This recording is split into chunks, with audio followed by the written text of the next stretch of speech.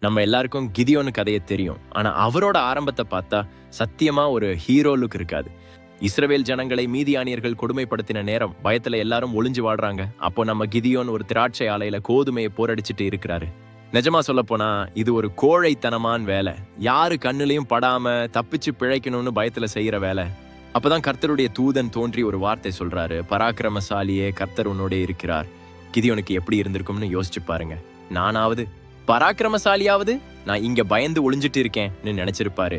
இங்கதான் ஒரு ரகசியம் இருக்கு. தேவன் நம்ம தற்போதைய பயத்தை பார்த்து நம்மளை மதிப்பிடுறது இல்ல. அவர் நமக்காக வச்சிருக்கிற அந்த அடையாளத்தை வச்சுதான் கூப்பிடுறாரு. கிதியோன் தன் லிஸ்ட போடுறாரு. ஆண்டவரே, என் குடும்பம் ஏழ்மை, நான் என் வீட்டுல கடைசியானவன். ஆனா தேவன் எதையும் கண்டுக்கல. அவர் சொன்ன ஒரே பதில் இதுதான், நான் உன்னோட இருப்பேன். அவ்வளவுதான். நம்ம மாவீரன் ஆகிறதுக்கு முன்னாடியே தேவன் நம்மளை அப்படி சொல்லிட்டாரு. நீங்க இன்னைக்கு ஒருவேளை தோத்து போய் பயத்துல தனிமையில ஒளிஞ்சிட்டு இருக்கலாம்.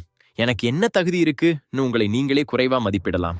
ஆனா இயேசு கிறிஸ்து மூலமா தேவன் உங்களை பார்க்கிற விதம் வேற. நீங்க நீதிமான்கள், புதிய படைப்பு, ஜெயங்கொள்ளுகிறவர்கள். உங்க சூழ்நிலை மாறட்டும், மாறாம போகட்டும், தேவன் உங்களை குறித்து சொன்ன வார்த்தை மாறாது. கிதியோனைப் போல நீங்களும் ஒரு பராக்கிரமசாலிதான்.